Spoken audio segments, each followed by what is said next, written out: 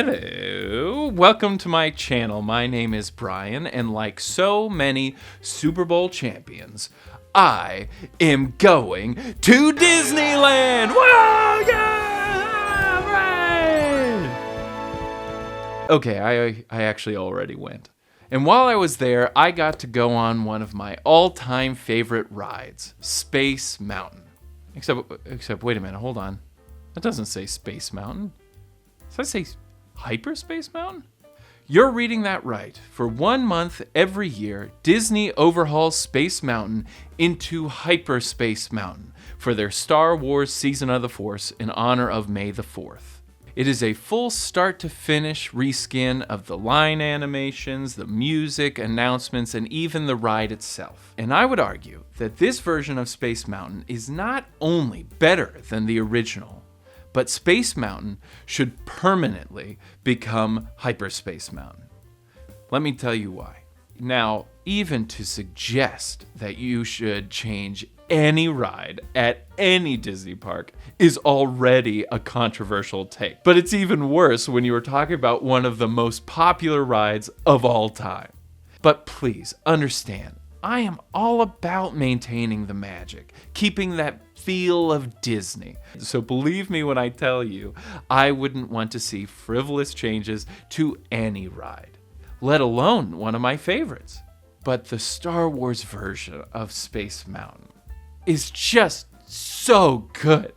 It just makes Space Mountain better without taking anything away.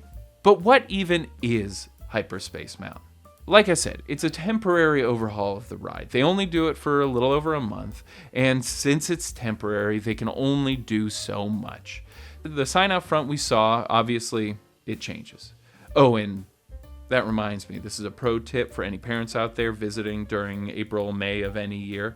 The name also changes in the app. So if you are looking for wait times in the app, just be advised. It'll be under H for hyperspace, not S for space.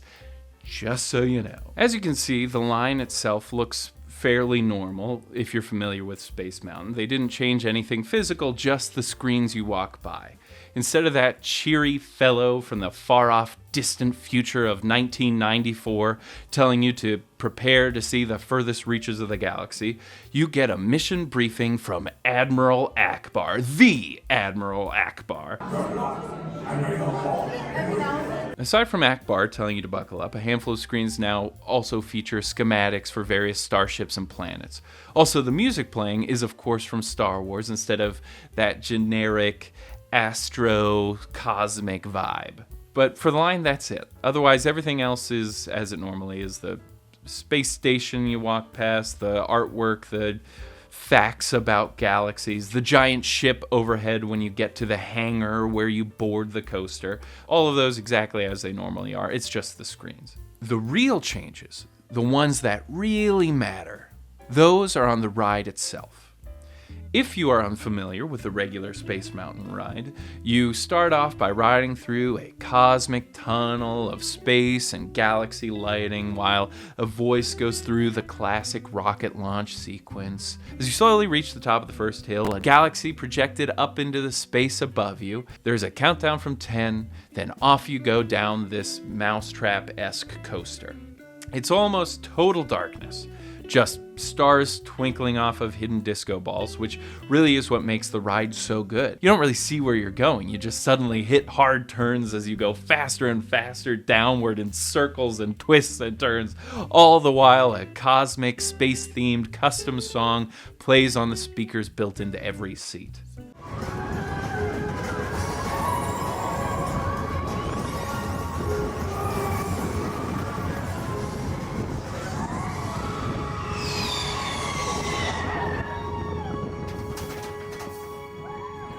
It is a ton of fun. But that being said, it honestly goes way faster than you expect it to. Every single time you're like, holy cow, this thing's going fast.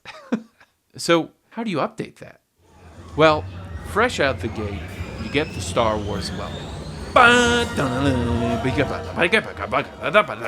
You know, the classic, the Star Wars, and the tunnel bursts into light. Instead of the classic space launch procedure that you hear on the regular ride. Instead, you hear the voices of the other pilots in your rogue squadron.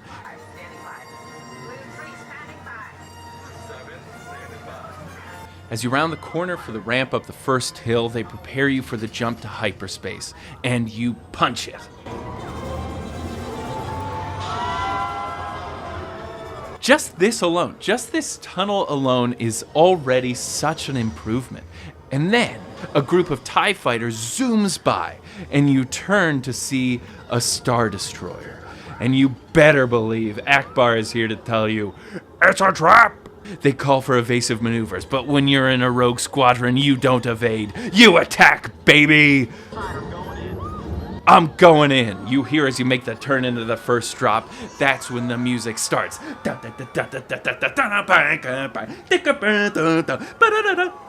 You're in a Star Wars space battle, for goodness sake. It feels like it. It's just more intense. At every curve, TIE fighters come flying by your fellow X-Wings, blasting them out of the sky. On dips, you drop just in time to avoid the TIE fighters as their lasers whiz past your head. You go faster and faster, reaching the final downward spiral. They say, let's blow this thing and go home. You see the Star Destroyer explode and you speed through the finale of the ride, finishing, of course, with the bright flash of the ride camera, capturing the pure joy, the just true essence of happiness on your face.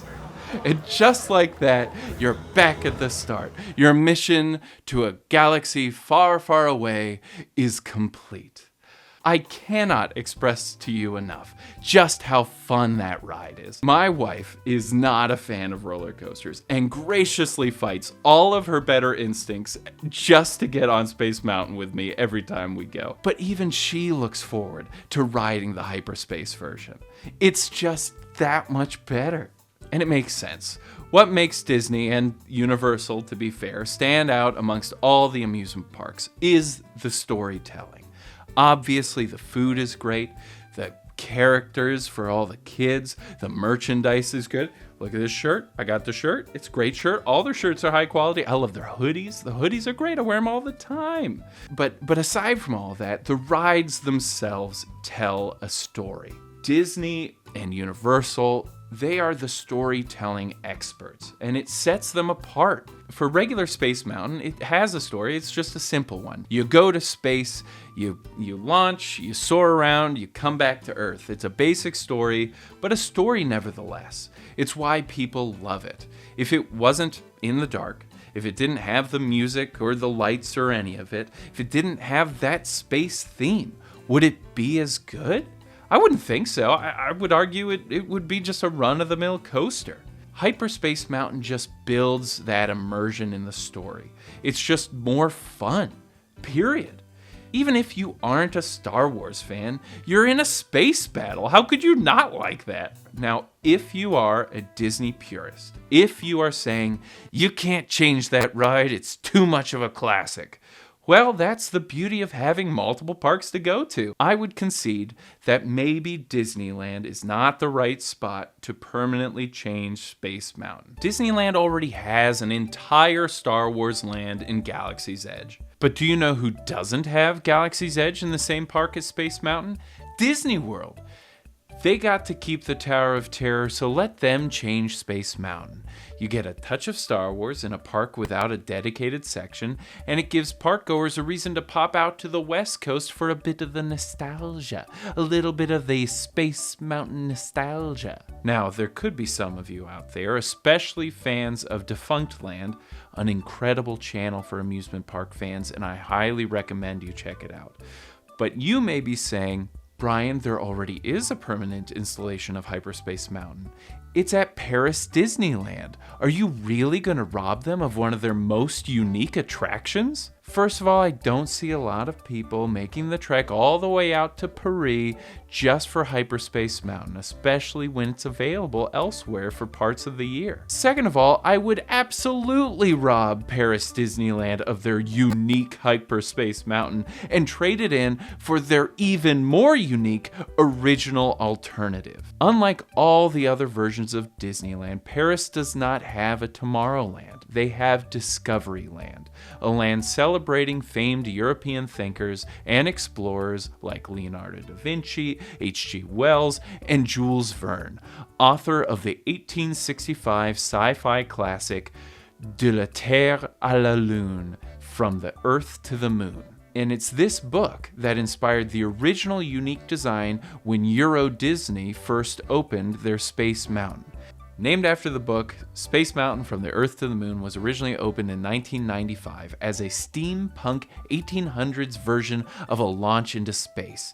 Just like the book and the 1902 film adaptation, you blast off from the Earth out of a cannon and soar through space like a bullet. And unlike any other Space Mountain, it has a high-speed launch, it has an outdoor portion, and it has inversions, 3 of them. And just look at that steampunk awesomeness. In one of the greatest losses in amusement park history, they renovated it down to a more typical Space Mountain future-themed ride back in 2005. It lost all of its uniqueness to its design. Granted, it still has all the physical properties, the launch, the outdoor section, and the inversions, but it lost its charm. Even Disney recognized this and made the switch over to Hyperspace Mountain back in 2015 for the park's 25th anniversary. And that's how it remains to this day, permanently Hyperspace Mountain. Now, obviously, I love Star Wars. I got my Star Wars watch, I got the shirt.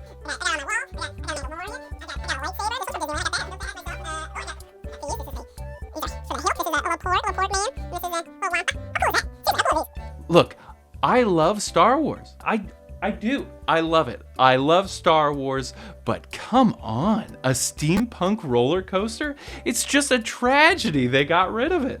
It was unique. It was cool. It was française. But Disney, if you're listening, please consider just a bit of a switcheroo. I will concede Disneyland, Tokyo Disney, Hong Kong, they can all keep the original Space Mountain for the nostalgia factor, but still rotate in Hyperspace Mountain for Season of the Force. But also, maybe you can make that a little longer, you know? It could be 50-50. You could do 6 months Hyperspace, 6 months regular. I'm fine with that. I'm fine with it. At the very least, extend it through May. Don't just end at May the 4th. Keep it through until June. That would be great. Anyway, leave those, swap Magic Kingdom Space Mountain for a permanent Hyperspace Mountain, period. Just leave it as is, people will love it. And for goodness sake, bring back From the Earth to the Moon. Now that ride would be worth the trip. I hope someday I can check out some of the other unique offerings from the international parks, though I haven't even been to Disney World in years, so there's all kinds of stuff for me to check out down there. The Tron coaster seems super cool. The Guardians coaster seems awesome. I'm genuinely looking forward to the Rock and Roller Coaster's Muppets rebrand. That is a wonderful idea and a great example of what I'm talking about. Take a ride that's already physically so good and tell a new story with it that just adds to the fun. But for those of you still here, thank you so much for sticking around to the end. I hope you enjoyed this love letter to a roller coaster reskin. I do plan on doing more of these kinds of videos in the future, so if you enjoyed it, please give it a like and a subscribe. It helps me out a ton. If you like gaming or tech, check out some of the other videos on my channel, and make sure to follow me on Instagram to be notified when my videos come out. But that'll do it for this one. Until next time, peace!